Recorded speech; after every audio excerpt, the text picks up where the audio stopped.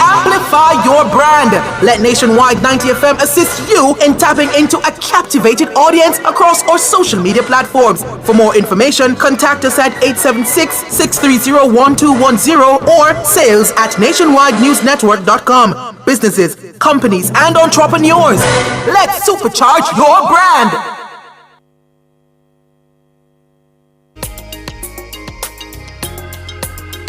The people's champion.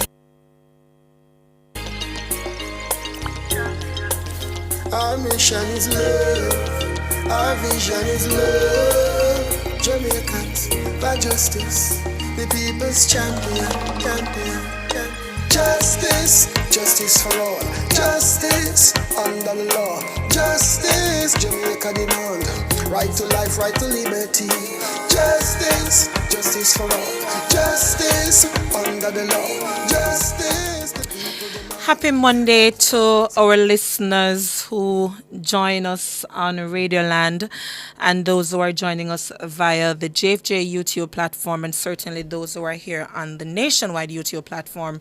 We appreciate your audience because, again, we know you could be anywhere else on this good Monday afternoon. My name is Michael Jackson, Executive Director for Jamaicans for Justice. Now, my co-host Jade Williams is still enjoying her vacation leave, so I am flying solo again this week, but you will be happy that Jade will be back with us next week. We're going to be talking a topic that is controversial, but one would argue that it ought not to be, and that's the matter of decriminalization of abortion in Jamaica. And we're going to be breaking down what the existing laws provide, where perhaps we should be going as a country from our perspective. And we're just going to be highlighting some of the challenges that we've had as a country in really fast tracking the matter of abortion not being criminalized as it currently is under the legislation. And in having that discussion, we're going to be joined by Miss Alexandra Wong. She's the Executive Director of Women Against Rape, and she is from Antigua and Barbuda. And we're also going to be joined by Member of Parliament Lisa Hanna. So that conversation commences in a few. But as is customary, let me start out with something that Jade would normally do for me. The matter of the trivia, and let me find that very quickly. Okay, so the trivia that we're asking today: what sections of the Offences Against the Person Act of Jamaica criminalizes abortion? What sections of the Offences Against the Person Act of Jamaica criminalize abortion? That's the first trivia. And the second trivia question is aligned with JFJ's work. And you know that we are supporting Miss Mercy Fraser, the mother of Mario Dean. And the question here for that second trivia: when was the most recent Mario Dean protest? Now, before I go into the Did You Know, which I will use the Did You Know to segue into the topic, but before we get into that, normally I would do the week that was. So let me move to that, given that I just asked a question about Mario Dean and the most recent protest. For those who have been paying attention, if you recall, Mario Dean died while in police custody down by the St. James police station. He was brought in on marijuana, and remember that has since been decriminalized in terms of the amount that you can have and so on. He was beaten while in police custody and died a few years after. That was from August 2014. And you know that the mother has been really advocating for the death of her son to get some justice for the family. The family has not been coping, and the mother has really been pushing and advocating, calling for the trial to commence. 10 years after, the trial still has not commenced.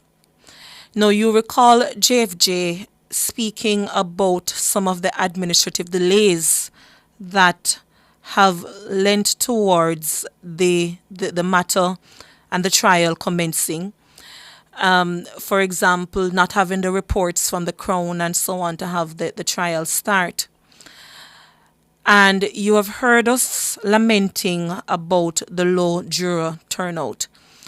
Now, I know some of you are listening in and say, but low juror turnout is something that's national. It's affecting most matters. For the Mario Dean case, what we have observed is that the state has not been adhering to the law that they themselves should be. Now, if you read the Juror Act, for example, it says that it takes 21 days for the juror summons to be served prior to the trial start date. That has not been adhered to by the state. If you recall us speaking on the matter, what you find happening is that 2 weeks before the trial start date, that is when you have summons being served, and the number of summons being served, quite frankly, they have not been sufficient to ensure that you have a sufficient juror turnout. The matter was slated to commence on November 18th. We got some communication from the courts directly to say that the matter would instead commence on October 29th. When our attorney, Mr. Sheikha Richards, went to court, we heard again that low juror turnout and other matters prevented the trial date from commencing. Mr. Sheikha Richards went to court this morning, and the trial was again adjourned. It did not start because of low juror turnout. In fact, what I'm being told is that 300 summons were prepared, but there is no indication that any of those 300 summons were in fact served. Ms. Richards is also telling me that the judge, the trial judge, stated this, and I quote, "This is so embarrassing. It is a national disgrace. 300 summons and none served. The accused have their human rights, and so does the victim's family. This cannot be achieved in the current situation. The Crown must actively consider a change of venue." Because remember, the trial is going to be heard down by the St. James Circuit Court, and we have been advocating and asking for the Crown, the state, to consider having the matter moved to the Home Circuit Court, where there's a greater chance of having enough people turning up for jury duty so that the trial should commence.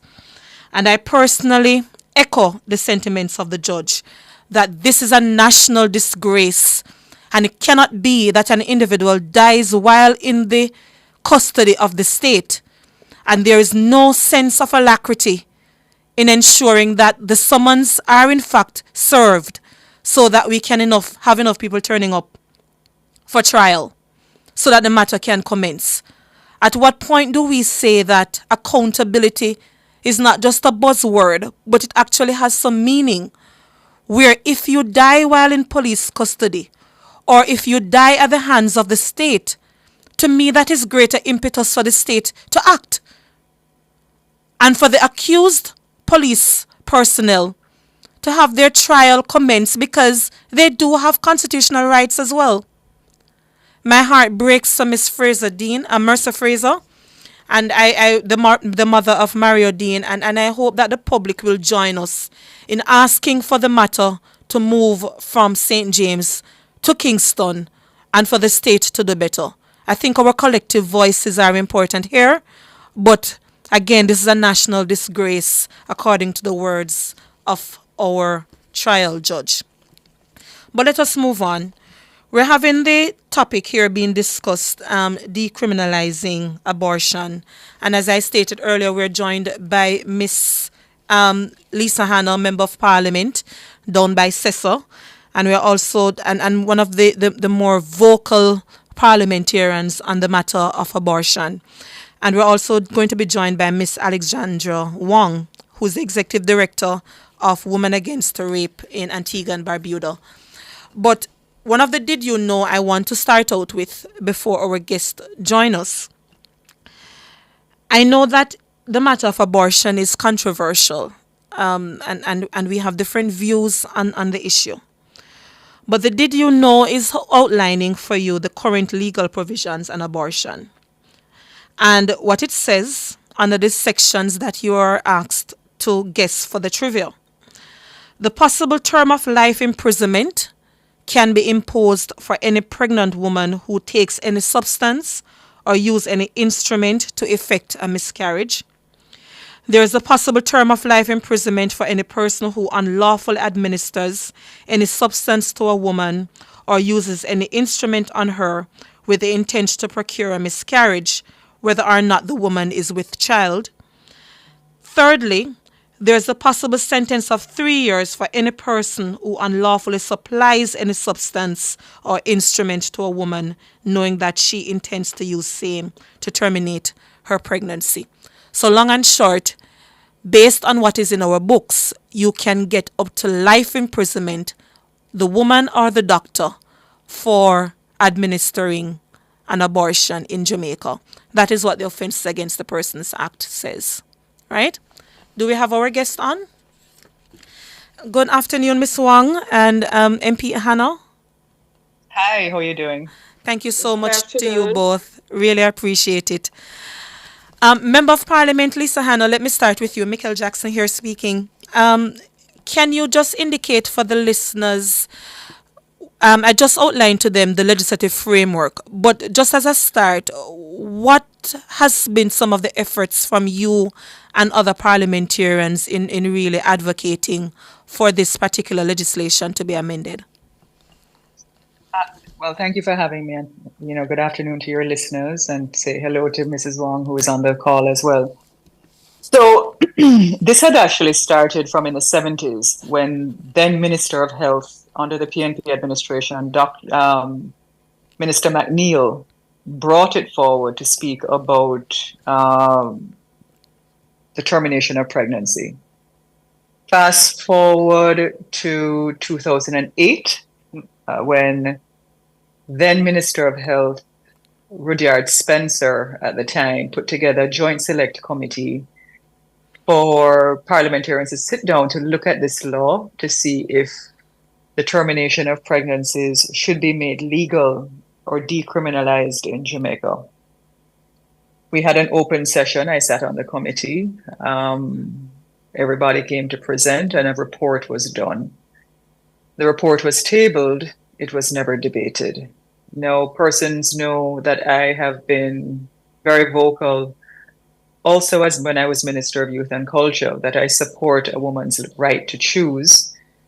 Coming after the report, the Member of Parliament for West Rural St. Andrew, Juliet Cuthbert Flynn, brought a motion looking at it. And when she brought the motion, what we said to her was, look, there's already a report here. The report just needs to be debated.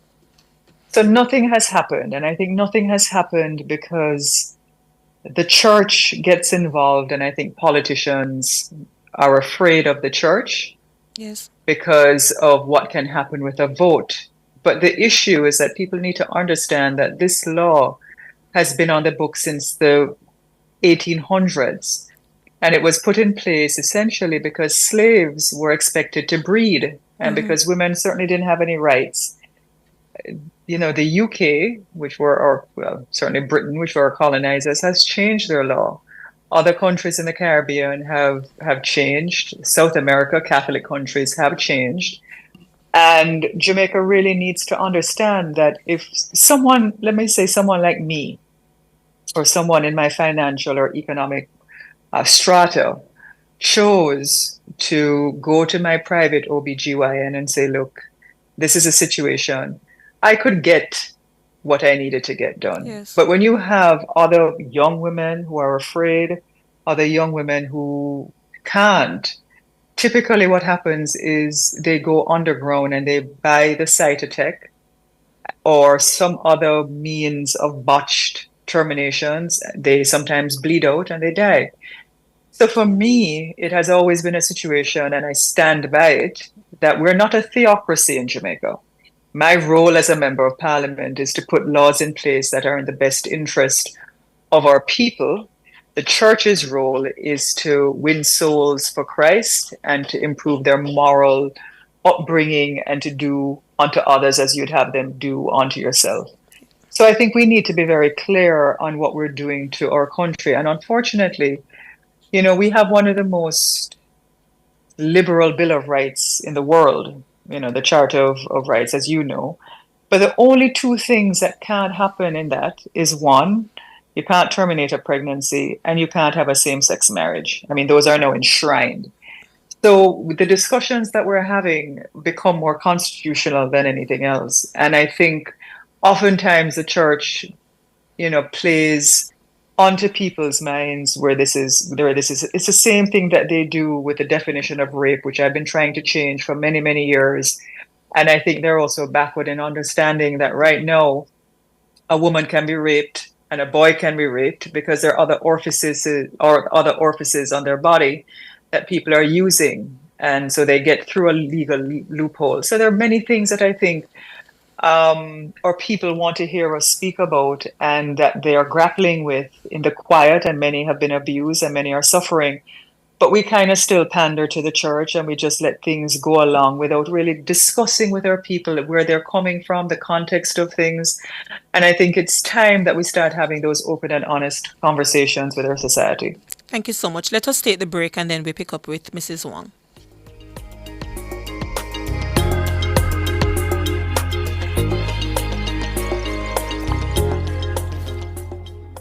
Unique Living's new arrivals are here. Revamp your space with sleek, fixed and sliding show panels, shower systems and faucets, stylish vanities, basins and kitchen sinks, closet and storage solutions, hanging aids and more. Available in different finishes and sizes to match your style. Visit them today and transform your space at shop number 630 Dunrobin Avenue, Kingston 10. Call 876-755-3661 or visit their website at uniquelivingja.com to shop. Are you ready to turn your sales and marketing skills into high earnings? Nationwide 90 FM is searching for business development executives to build lasting client relationships. If you have experience across all stages of the sales cycle and possess strong communication, negotiation, and time management skills with a proven sales track record, this opportunity is perfect for you. Join our team and work with the top corporate brands, media agencies, and of course, our on-air personalities. Enjoy networking opportunities, professional growth, and competitive commissions. Ready to take the next step? Send your resume to hr@nationwidenewsnetwork.com today.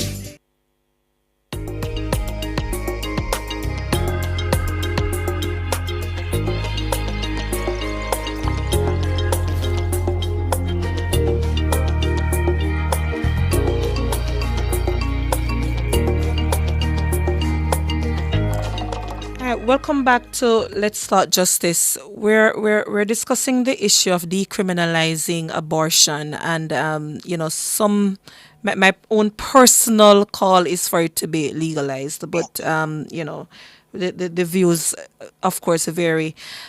Miss Alexandra Wong of Antigua and Barbuda, you have been doing excellent work in your country. Can you just outline for the listeners, firstly, what are the general barriers in your country and the work that you're doing with the lawsuit? Or the legal challenge, rather. Good afternoon, and thank you very much for inviting me to be a part of this great discussion. First of all, my name is Alexandrina. Alexandrina? My apologies. Yes, it's okay because I have a granddaughter who is Alexandra. And yes, thank you very much. So good afternoon again. It's a rainy day in Antigua, but we're all alive. Women Against Rape, my organization, started a few years back. We started because of the increased number of incidents of sexual assault and rape, some of which ended up in unplanned pregnancy. So as we worked our tasks evolved, and we're looking at different aspects, especially for women and family. I am the current executive director, and we work purely on a volunteer basis. Our funds come from external donors, but more recently through regional organizations. So that is how we continue to do our work. I would just like to commend you and your team on the excellent advocacy that you have been doing for how long. And I also want to say hello to parliamentarian Lisa Hanna. Yes. Thank you for starting off this discussion from the legal perspective. My base is a healthcare provider, so I would like to look at some other issues. So, what is abortion and why is it necessary? There is this saying that I came across recently, and I quote: "Ideology separates us, dreams and anguish bring us together." End of quote. From a public health perspective, an abortion is a medical procedure that ends a pregnancy. It's a basic healthcare needed by millions of women and girls, and anybody can get pregnant. It's estimated that 1 in 4 pregnancy ends in abortion every year in places where abortion is legal and accessible. And where there is less stigma, people can get abortions safely and with no risk. However, in our situation, Antigua, like Jamaica, abortion is stigmatized, criminalized, or restricted. People are forced to resort to unsafe abortion. It is estimated that 25 million unsafe abortions take place every year globally, and the vast majority of them in developing countries, Yes. which can lead to fatal consequences such as maternal deaths and disabilities. So now that both the parliamentarian and I have kind of shared our thoughts on the challenges that women and girls in developing countries are facing, I support your thrust and your advocacy for the decriminalization of abortion. We need to realize that it's now more than 50 years since the World Health Assembly recognized abortion is a serious public health problem. It's a serious public health problem. And I'm sure the situation in your country is the same, where the illegality of it affects poor women for the most part. And Yes, MP yes, Hannah indicated the same earlier. yes. That's why I said like your country, Jamaica, and in Antigua. Yes. A few years back, we Women Against Rape, we got some small funds, and we supported the Women's Parliamentarians Caucus, and that was women from both sides of the political aisle, to review some of our laws and acts that hinder the advancement of women. And one of them was the abortion law. And so women on both sides of the political aisle at that time agreed that the abortion law should be repealed, decriminalized, whatever it is, but it should be done in such a way that women can have safe abortion. I am also thinking of families. There are some situations where women, Miss Wong? because of their anatomy, they the anatomy and physiology, can only have three children, because they can only be delivered by C-section. There was a case where this young couple, the wife got pregnant, and the duration between those pregnancies should not be less than 2 years. She became pregnant before the 2 years. Could she get an abortion? No. Did the providers know that she will be at risk? Of course they knew, but they couldn't do the abortion because of the restrictive abortion laws which we have. And you know what happened at delivery? The baby is safe and well, but she died. The mother passed. She died. The mother passed. She bled out. Because her uterine muscles were not strong enough to contract and stop the bleeding. So it's not only to say women and girls. We have to think broader. We got to think of how families also are being affected with these restrictive laws. So to push on the conversation, Miss Wong, the legal challenge that is happening currently in Antigua, what exactly is it aiming to achieve? It's aiming to achieve getting the abortion laws off the books altogether. Yes. Thank you. Getting it all together. You may recall that in 2022, Antigua was the first Caribbean country, among others, to have the sexual offenses law modified, where same-sex unions are no longer criminalized for persons 18 years and over. Now, that is another situation. The law is saying that you can have a relationship, same-sex relationship, 18 and over. But then you're not allowed to get married. So, when persons sit in authority and have these discussions, they're not thinking widely. They're not thinking broadly. They're just thinking on the spur of the moment. And as you may know, our parliament is made up primarily of men, as it was in the days when we didn't have independence.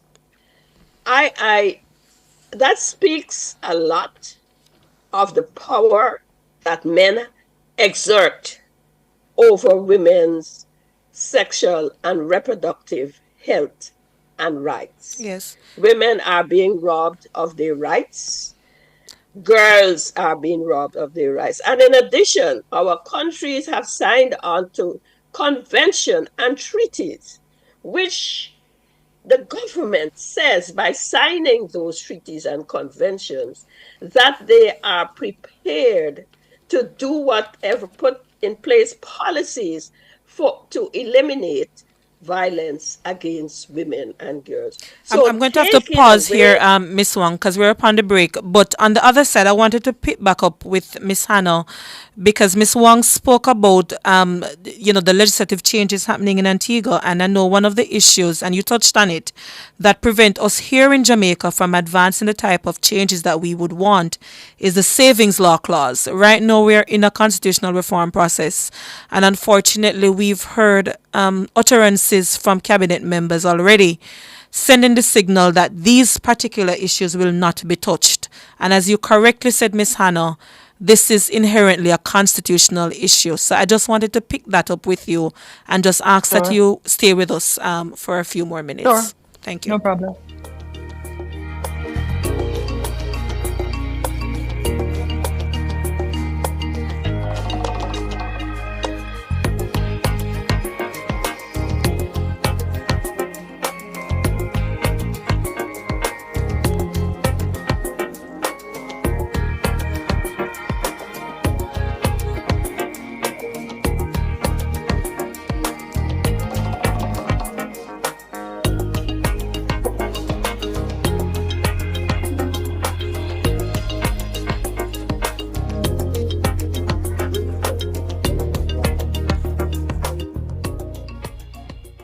At the Jamaica Customs Agency, we care for our employees, customers, stakeholders, citizens, and our country. Customs cares. The temperature by the Jamaica Customs Agency is 30 degrees Celsius here in Kingston and 30 out west in Montego Bay, a little bit cooler.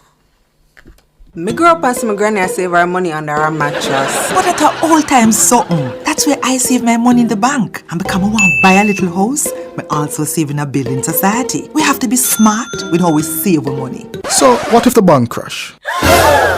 Well, that's where JDIC comes in. Make I tell you something. With the JDIC Deposit Insurance Scheme, once you save your money in a commercial bank, merchant bank, or building society, your deposit is covered up to a maximum of $1.2 million per depositor per financial institution if the institution fails. All the information that you need is available at jdic.org, and you can follow their social media platform for more information. JDIC, protecting deposits for you and me. Are you ready to turn your sales and marketing skills into high earnings? Nationwide 90 FM is searching for business development executives to build lasting client relationships. If you have experience across all stages of the sales cycle and possess strong communication, negotiation, and time management skills with a proven sales track record, this opportunity is perfect for you. Join our team and work with the top corporate brands, media agencies, and of course, our on-air personalities. Enjoy networking opportunities, professional growth, and competitive commissions. Ready to take the next step? Send your resume to hr@nationwidenewsnetwork.com today.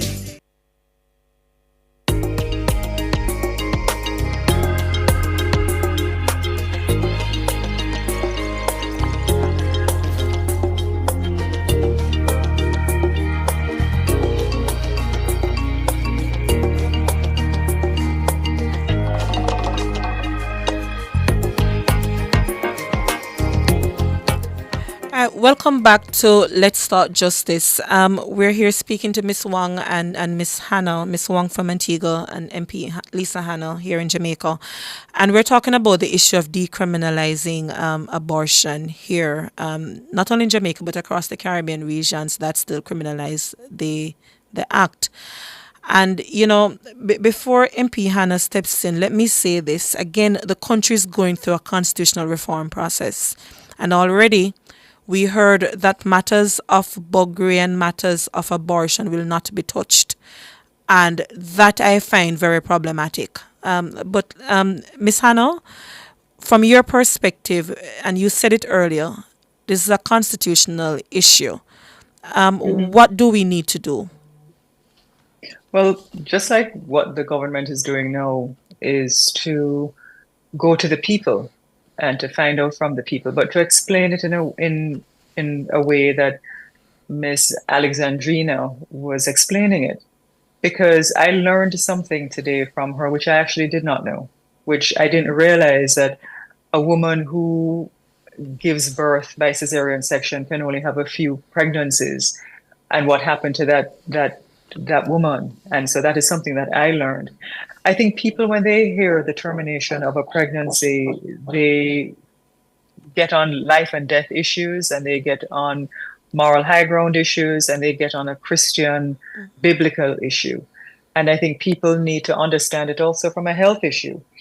Certainly, we have a country that is very, very Christian in terms of how people look at things. And that is not only with the termination of pregnancy, that also has to do with buggery and the like. But one of the things that I think people also need to understand is that there are generations coming behind mine and yours, where these things are important to them. Women's rights, violence against women. And if a woman is violently raped and makes the choice that she does not want to carry that, if she finds out that she gets pregnant and she does not want to carry that pregnancy, she should have the right to choose whether or not she carries it. And that report, as I say, is there. I just think both administrations lack the will to do what is necessary to get this done constitutionally. If they feel politically they won't win an election because of it, then go at the beginning of the term. If they feel that there are other pressing issues in terms of the economy, then what you need to do is certainly have a holistic vision for your country, which says, look, on a human rights level, these are the things that we believe in not only locally, but also to fit within a global landscape, to amplify that we, even when we sign these treaties, we put our money where our mouth is. And also, too, it also, what people don't realize is that when you give women an opportunity to choose for themselves, both economically, socially, culturally, it improves your country, because right now, more than 50% of our middle managers are women. Yes. 50% of our households are led by single mothers in this country. The statistics are there. And what we keep doing is holding women back where certain decisions are concerned. Oh, so you can get educated. Yeah, that's fine. You can strive to be the highest that you'd like to be in any area. But here, with your health, we're going to make those decisions as to what happens. And I will never subscribe to that. Yes. Yeah. And thank you so much. And to clarify for the listeners, if a political party had the will, they can make changes to the Offences Against the Persons Act. Correct. And decriminalize it. It becomes a constitutional issue because of the savings law clause that, unfortunately, when we were putting forward our Charter of Fundamental Rights and Freedoms, the government at the day decided that, listen, I'm going to put in place a special savings law clause that says you cannot put forward a challenge against the government if it is that these particular rights in your estimation have been violated. So that is why, for example, Maurice Tomlinson lost his challenge with his particular case that was seeking to challenge the Buggery law. But I don't mean to cut you, but yes. I remember when I was sitting on the committee looking at the Sexual Offences Act, the Offences of the Persons Act, and the Child and Protection Act. And when I raised the issue about boy being raped in this country, I actually didn't sign the report. Yes, I recall, yes. No, I didn't sign it because I didn't feel that we went far enough in terms of addressing certainly the gender equality in this country, because we like to talk about gender equality only for the women, but we don't talk about it for the men. Yes. And when we were looking at it, and I remember UNICEF was there, and one of the headlines was that I was trying to sneak buggery through the back door. Mm-hmm. And it wasn't that. What I saw as a Minister of Youth and Culture, certainly coming through the CDA, is that our boys were being raped. And I consider it rape. And I also saw our girls being raped in their anus. And because our laws don't recognize sexual intercourse as to anywhere else other than the penis to the vagina, many of our women and our boys were not getting the legal justice that they needed. And it was being swept as a grievous sexual assault. And still they have not modified the act to say that it is rape. Barbados has. And so those are the things that I'm saying, Mikhail, that I have a problem with. I have a problem with a country that is hypocritical on some issues, especially when it relates to the human body, especially when it relates to abuse, because we like to hold this carrot before the horse and say, yeah, we're doing all of these things, but the truth is we're not. Yeah. And the government shirked its responsibility with that report by saying, let's put these things to a referendum, even though it's not required. And I don't think the majority should be voting on my individual rights if I choose to exercise them. Yeah, it should be on the ballot. Yeah. I think it should. We should find a way to you put think it it on should the put it on the ballot? Well. But we don't have, unfortunately, we don't have that kind of system. But I think you could get to that system. But that's a whole nother discussion, because as a politician, and I understand our voting process and some of the persons that would be required. But I do think Jamaicans are ready for that kind of democracy. I do think Jamaicans are ready for that kind of justice, where you have at least 10 things, instead of always asking private sector organizations to do polls. If you want to be a truly democratic nation, come to your people and ask them to vote on issues. Okay. Ms. Wang, you don't have our savings law clause problem in Antigua, but you're certainly still fighting an uphill battle. So just last word from you before we close out. The faith-based organizations seem to be quite, the ones putting up a fight against decriminalizing abortion. Is it the same in Antigua? Yes, it most certainly is. They are advising our government against it. Some people wonder how it is that we were able to successfully challenge the sexual offences law concerning the buggery clause and get through successfully. I think the same can be done with the abortion law, as Ms. Hannah has indicated. There are certain ways and means that we can get things done. And so putting your situation on the ballot might be one of those ways. We don't have elections coming up right now, as far as I know, but I don't know if that's one of the things that we would want to put on the ballot. One of the reasons is due to the paucity of female parliamentarians right now in Antigua and Barbuda. There are very few parliamentarians, female parliamentarians, to push for any changes to take place at this point in time. And so we have to find other ways. And that's the thing about advocacy. We have to find other ways, strengthen the advocacy, get people to understand, educate women and girls and boys. Yes. And husbands as well. Many husbands have come to us and said, well, look, I really don't understand what's happening with my wife at this particular time of the month. Mm-hmm. So we discuss those areas. Yeah. When it comes to menopause, it's rather worse. Some men they have great difficulty in dealing with it. So comprehensive sexual education is critical for our men and women and our boys and girls. I could remember not so long ago, a representative from another Caribbean island came here for a sub-regional meeting, and he was very vehement. He does not subscribe to comprehensive sexual education in the schools. And he was from Jamaica. He did not subscribe to it. We have a similar challenge here, but not that strong, where most parents feel that if their child is to learn about sex, sex, that they should be the ones teaching them. But the problem is they're not teaching them. They're not teaching them. And so our children and teaching them in the correct way. Yes. Exactly. Yeah.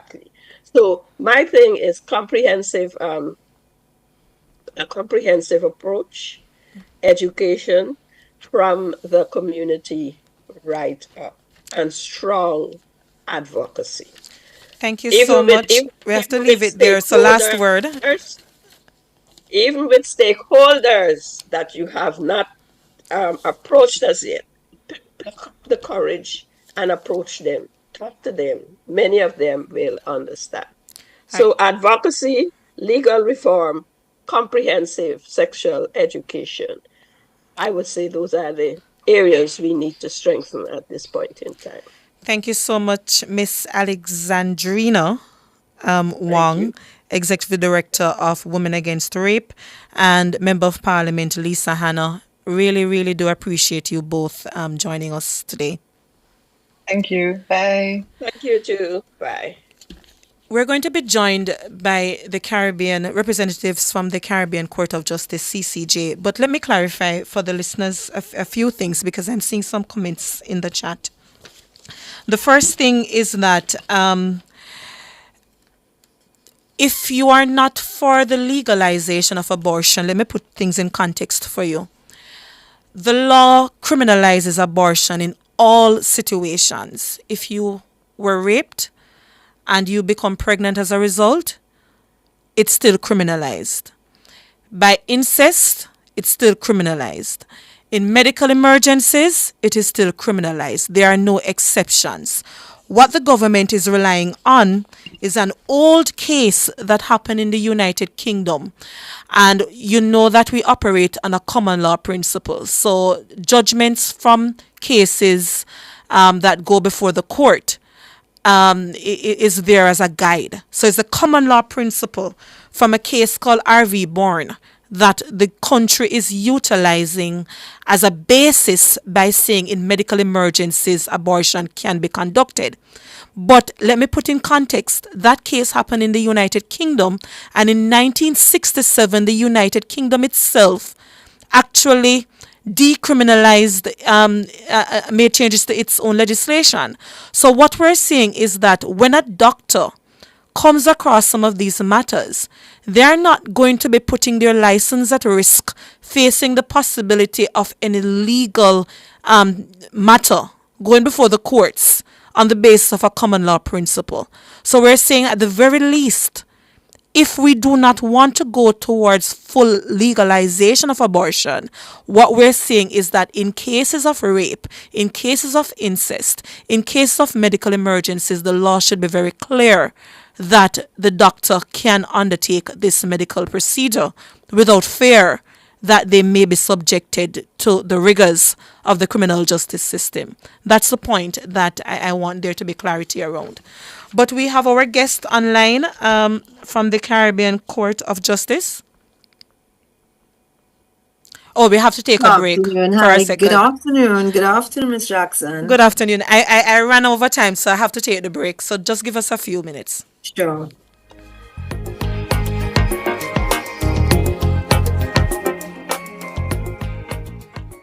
This Christmas, let's bring back the spirit of giving, changing lives where it matters most.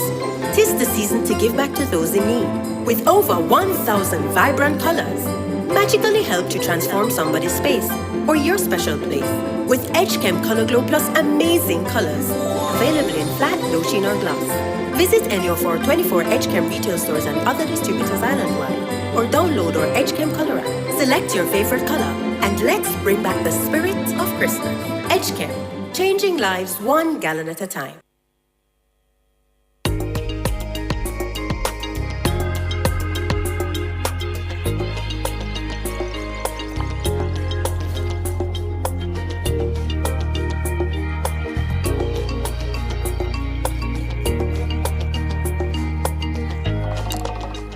Welcome back to Let's Talk Justice. So some good things are happening in the country this week. So on Thursday, November 14th, the Caribbean Court of Justice will be having a town hall meeting up by the University of the West Indies at the Faculty of Law Lecture Room 2, talking about advancing justice in the Caribbean. And we are joined by two of their representatives, Miss Rhea Mohammed Pollard, who is the Communication and Information Manager, and Jasmine Sargent from the Judicial Council. Thank you so much. Good afternoon, and thank you very much for having us this afternoon. Just one small apology. Miss Sargent is unable to join. Okay. So I would be doing the session this afternoon. All right, beautiful. So thanks again so much, Rhea, for coming on. We really do appreciate you being here with us. So for the listeners, we know that Jamaica, let me ask you to outline Jamaica's signing on to the CCJ, where we are quickly and why we're having this particular town hall meeting. Rhea? Yes. Yes. Sorry. So Yes, Jamaica go is a ahead. signatory to the first jurisdiction of the CCJ. Yes, actually, thank you very much, Yeah. Ms. Jackson, for doing that, because I think we need to orientate the listeners as to the role and function of the court. So let me just say good afternoon to your listening public. For those who are listening and who may or may not know, of course, the Caribbean Court of Justice is a very unique court, and it's basically two courts in one. So for those who understand the appellate jurisdiction, for those countries that have not acceded, and there are 5 countries that have acceded to the appellate jurisdiction, while the others are not, of course, we're waiting for that. There's also the original jurisdiction of the court, and we have 14 CARICOM states under the revised Treaty of Chaguaramas that is assigned and are part of the original jurisdictions. So the fundamental rights and freedoms of the RTC or the CSME would include freedom of movement, freedom of goods, freedom of right to establish a business, etc., etc. So that arm of the court, yes, Jamaica is signed on to the original jurisdiction, as is Trinidad and the other members of the community. But this afternoon, we are here to speak to the Academy, which is an arm of the court. Yes. So to briefly again introduce the Academy, the CCJ Academy for Law is really the educational arm of the Caribbean Court of Justice. So other than the two roles and functions, it's two courts in one, we do have an educational arm. Oh, great, yes. Which is a non-profit entity. And its mandate really is to provide informative and innovative perspectives on the rules and rules of law, particularly international law. So it's a body that advocates for judicial reform, transformation, and what have you. So this afternoon, the Academy of Law, CCJ Academy for Law, in collaboration with its other stakeholders, the International Development Bank, UWI MONA, UNDP, through all part of collaborative effort to continue this discussion that we've had at the last biennial conference in Barbados last year. So if I'm going too much, please... No, I will interject. Please do let me know, yes. So I'm here this afternoon really to sensitize the public and invite the public in Jamaica to a regional town hall meeting focused on the Neham's Point Declaration on Criminal Justice Reform. You've just highlighted the date and the venue. I'll re-emphasize that. The event will take place on this Thursday, the 14th of November, from 6 p.m. to 8 p.m. That's, of course, the Eastern Standard Time at the University of the West Indies, Mona Campus, Faculty of Law Lecture Room 2. It will be streamlined via UETV and open and free to the public for those who cannot attend. And, of course, those other members listening throughout the region can join. So if you can't go to the Faculty of Law this Thursday at 6 o'clock, you can go on the UEMONA TV, YouTube. No, not UEMONA, but it will be UETV. UETV, okay. Facebook.com/UETV, and you can attend. So we are here to discuss, of course, we want persons who are in Jamaica, close proximity, who can attend to please do come out. It's free to the public. So we are inviting the public to come and listen, to participate in, of course, share their insights and, what can they expect in terms of content? What do we expect to hear? Right. So let me give you a little bit of that because I think it's really critical to understand the Neham's Point Declaration. So every 2 years, the Academy has its conference. So last year, the Academy would have had its 7th biennial conference where the Neham Points Declaration was born. It was actually adopted by a great acclamation on the 20th of October, 2023 in Hilton Barbados Resort, Neham's Point Bridgetown, hence the Neham Points Declaration's name. So the criminal justice reform in the Caribbean, achieving a modern criminal justice system, was discussed. That was the title, actually, in Barbados last year. And coming out of that declaration, there was 39 recommendations.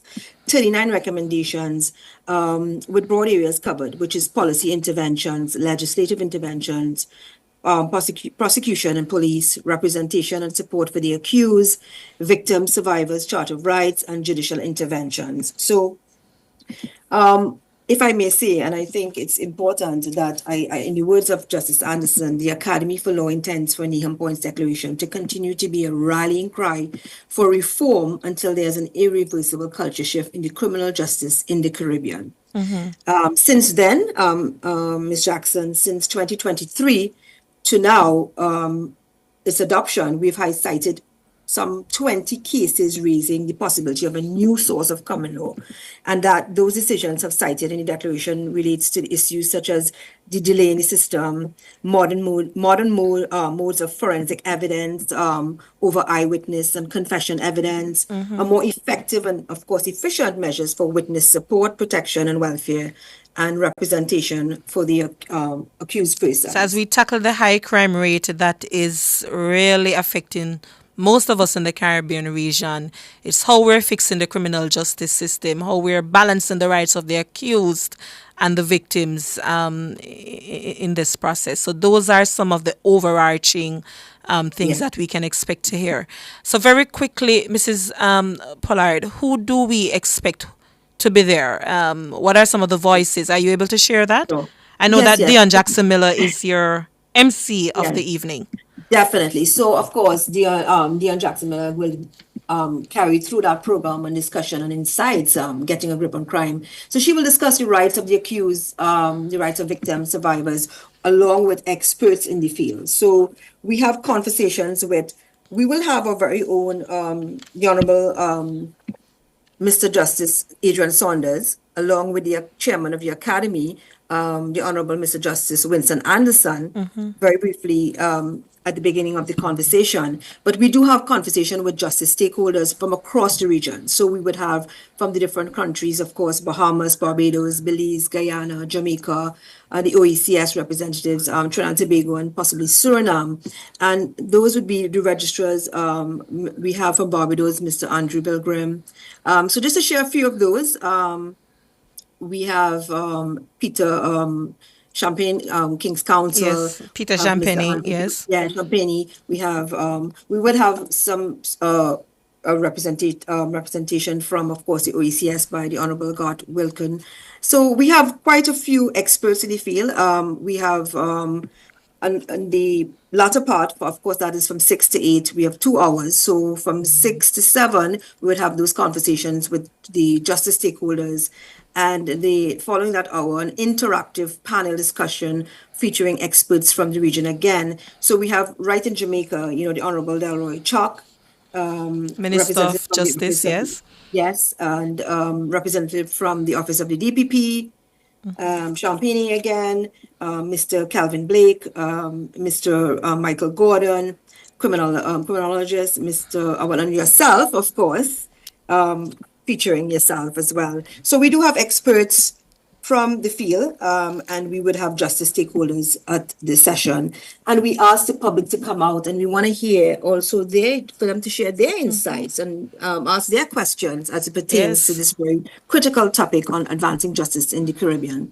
Post-Neham Points Declaration. Beautifully said. Thank you so much, Mrs. Pollard. We really do appreciate it. So that's this Thursday up by the UWI Mona Faculty of Law, but you can also watch the event being live streamed, and just remind us where that YouTube and Facebook link is, please. Right, so sure. So in person is lecture room 2 at the Faculty of Law, and you do have www.facebook.com/UWTV.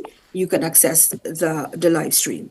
All right, beautiful. But we look forward to seeing in person yourself and, of course, your listeners, because we are in your jurisdiction. So we look forward to hearing and seeing from you all. Thank you very much for having us on the program this afternoon. Really do appreciate. That was our representative from the CCJ, specifically the academy that is doing some very good work on public education. So we really are impressing upon our listeners to join and listen in. So as we close out the show, I see some comments in the chat. So I have just a minute or two, but let me say that the person who won the trivia and the answer for the trivia, the sections in the Offense Against the Persons Act that address abortion, that's section 72 and 73, and the winner is Roxanne from Instagram. And the other question that asks, when was the last protest held for Mario Dean? And that answer is August 21st. We were down by Montego Bay, and the winner for that is Nadine Thompson Nads from YouTube.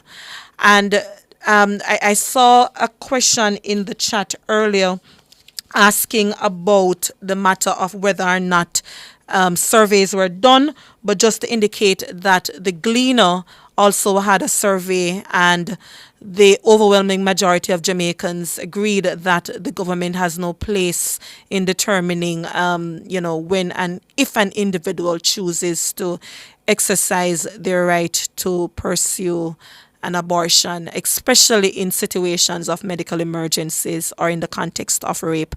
And when JFJ did our own survey, 42% of the population believed that abortion should be legalized, while 38% disagreed, and some 20% of respondents remained undecided. So, yeah, that's where we have to leave it, but that's what the majority of the Jamaican citizenry is saying. My name is Michael Jackson, Executive Director of JFJ, and thank you so much for tuning in yet another Monday, and have yourselves a good day. For justice, the people's champion. Justice for all. Justice under the law. Justice, Jamaica demand. Right to life, right to liberty. How come many we are one in a Jamaica? Make it a better place for the boys and girls. Created equal by the creator. For equal rights and opportunities. No to unlawful detention and police brutalization. Class, gender, race or religion. We not tolerate discrimination. To join the fight against injustice, contact us at 755-4524 or JamaicансForJustice.org. The people's champion.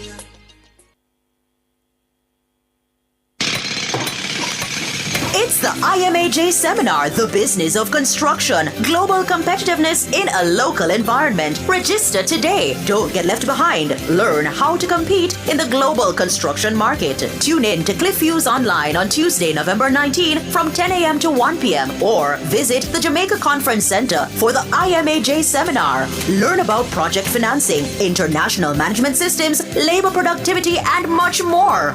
Benefit from high-quality training, financial assistance, and understanding how to elevate standards in the construction industry. So tune in to CliffViews Online Tuesday, November 19 from 10 a.m. to 1 p.m. Catch Nationwide 90 FM broadcasting live from the IMAJ seminar at the Jamaica Conference Center. All this and more only on Nationwide 90 FM, the new revolution in media. This broadcast is brought to you by Incorporated Master Builders Association of Jamaica.